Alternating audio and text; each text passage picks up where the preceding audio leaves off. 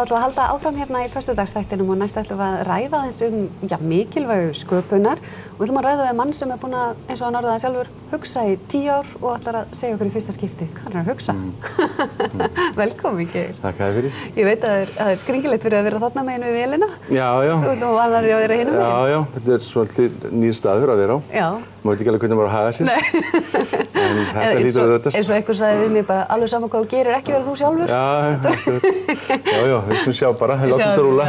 En hvernig, segðu okkur frá, það er svona búið að gerjast í þig, svona ákveðin hugmynd. Byrjaðu bara að sá byrjunni, segðu hvernig kviknaði. Já, þetta er löng saga, og við höfum ekki langan tíma, en ég skal reyna að fara mjög stutt í gegnum það, en svona kringum 2006, því ég er að vinna upp í menntaskóla, þá einhvern veginn átti ég mig á því að ég vil og þarf að geta nálgast nemendum öðrum hætti. Vegna þess að mér fannst bara eitthvað að breyst. Og ég fer að leita svona einhverju nýju samhengi, einhverju nýjum hugmyndum og svo við erum svo mörg að gera sem eru í þessu fagi, sem að kenna. Hvernig getum við komið þessu betur frá okkur, hvernig getum við nýst nemendum okkur betur og hvernig getum við, eins og Jón Már kallar það, auki líkurnar á því að þau verði komið til manns. Jón Már sem skólameistari í Emma. Skólameistari í Emma, það sem ég vinn og ég er nú svo heppinn að þar er svo mikið rými fyrir að pröfa og tilraunast og þar er innan fólk sem er afskaplega klárt og fært í sínum störfum og sem betur fyrir margir ekki sammála mér og ég fekk semst að koma með mínar hugmyndir og reyna þær og í umræðinni og svo hef ég fengið leyfi til að prófa ýmsa hluti og í þessari leit minni þá og þessari tilraunastarfsemi minni þá fæ ég allt í einu samband við í gegnum netið, í gegnum þessa hugmynd sköpunargáfuna. Þetta er 2006 og menn eru svona vandræðum hvað það er og hvernig menn eiga að vinna með þetta koncept sköpunargáfuna. Já, og ef við kannski að því að við ræddum þetta eftir daginn, þá varstu einmitt að segja í gamla dag, við nefndum þetta aðeins fyrir í þættinum, að þá var markmið menntunar í rauninni að innbyrða upplýsingar. Já, það sem hafði breyst, og mér var það ljóst að það sem hafði breyst var einfaldlega það að í gamla daga þegar upplýsingar bjó í bókinni og eina leiðin til að nálgast upplýsingar var að fara í skólan og fá þær gegnum kennarann sem hafði þá lesi bókina eða kunni fræðigreinin sína og hann varð að deila þessu út. Vegna þess að bókin gat þess vegna bara búið á Landsbókasafninu í Reykjavík. Þannig að kennsla var þannig að kennarinn dreifði þá efninu til nemenda með skipulegum hætti sem tóku niður það sem hann sagði og svo urðu menn að geyma þessar upplýsingar og að læra mikið út af bókur og svo framvegis. Í dag er þetta öðruvísi vegna þess að tölvan og netið hefur breytt bara sambandin okkar við upplýsinguna og það er orðið óhuglega mikið magn af upplýsingum og nemendur hafa sama aðgengi af upplýsingum og við. Þannig að þetta er orðið spurningi hvað er menntun, er það það sama? Já, þetta hlýtur að hafa áhrif á starfið mitt og niðurstaðan mín var einfaldlega svo og það skipti verið meira máli hvernig menn hugsa heldur en hvernig menn muna. Og svo í gegnum netið þá sé ég það að menn eru út allan heim að glíma við nákvæmlega sama og menn eru að færa þessa hugmyndu sköpun inn í kerfið og eru að baksa við það og á ensku heitir þetta creativity og fyrir mér er það samsett orð creative og activity snýst það að gera að hugsa, að eiga samskipti að hafa rangt fyrir sér að fá að setja fram hugsun sína án þess að vera skorin niður eða gagnrýndur og fá á hana þá einhvers konar ansvar og þannig þroska maður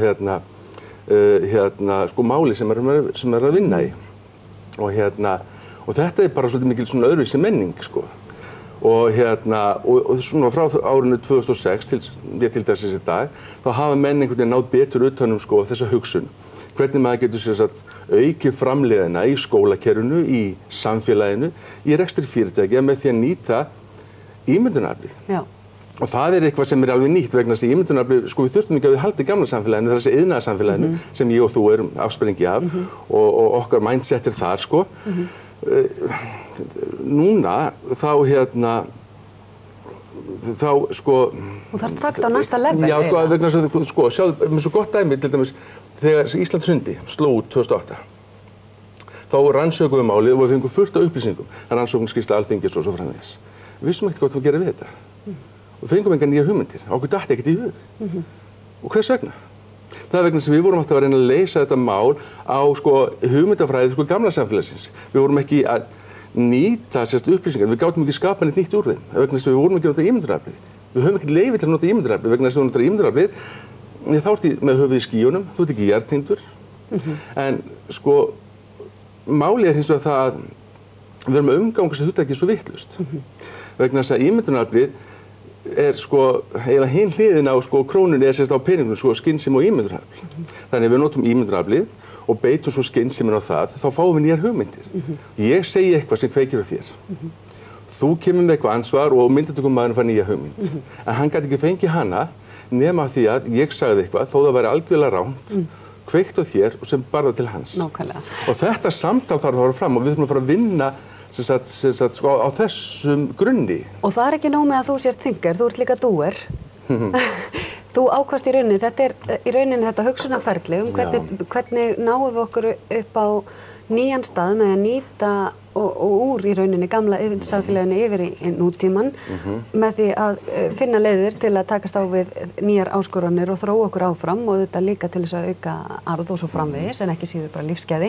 En þið langar til að gera eitthvað í þessu. Hvað ætlar að gera í þessu? Ég fór bara að ræða við mann og annan og það kom í ljós að það er ofsalega margir á sama stað. Það er ofsalega margir að reyna að leita leiðinni áfram. Finna einhvern grundvöll til að komast upp úr þessu sem við erum í. Og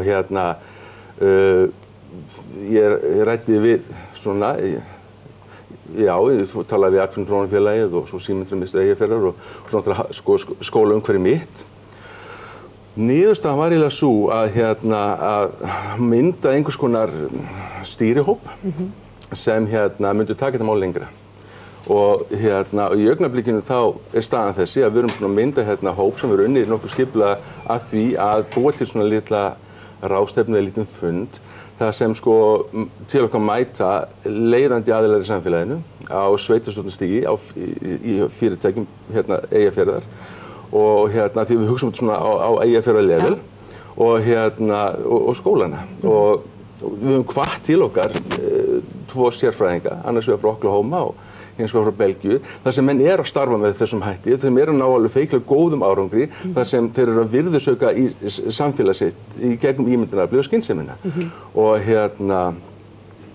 hagnýta skynsemina.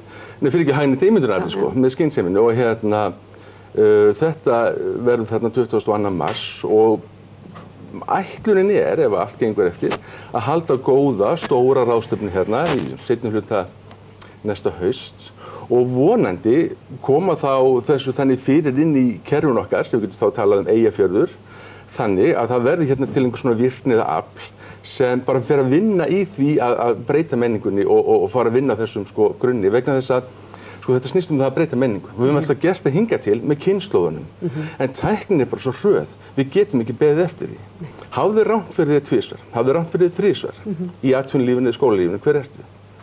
Sjáðu því. Þú ert orðin sá sem hefur rangt fyrir sér. Ef ég myndi segja við. Nei, þú ert búin að finna út úr því hvað ekki hægt. Já, sem rosalega mikið af það. Sem eru upplýsingar. Já, sem eru upplýsingar. Við verðum einmitt að hafa rangt fyrir okkur til að komast áfram og fá að hafa rangt fyrir okkur. Og ef ég segði við þig, veldu tölum milli 1 og 1000, hvor megin við 500 hún er. Það skiptir ekki máli hvað þú segir, því að svarið mun alltaf gefa upp hvað talan er. Það að hafa rangt fyrir sig bara alltaf í lagi. Nákvæmlega. Ég er óbáslega hrifin að þessari hugmyndafræði. Þetta er í rauninni tengt svo mörgu sem maður hefur hugsað sjálfur og tengt við aðra. Ég gaman að sjá eitthvað, actually ætla að gera eitthvað í því. Og vona að þetta sé kveikjan að... En ég er ekki einn. Þú ert ekki einn? Nei, og við erum mörg og verðum fleiri. Og bara allir sem að horfa og hugsa, ég er til að vera með þessu, bara setja sig í sambandi. Já, og ekki bara það, heldur skal ég segja þér, byrja bara sjálf. Það er í lagi að hafa rangt fyrir sér og læra af því. Ég styð það, heilsugar, gaman að fá það. Höfum rangt fyrir okkur. Ég ætla bara að hafa rangt fyrir mér í dag og sé ykkur eftir smá stund.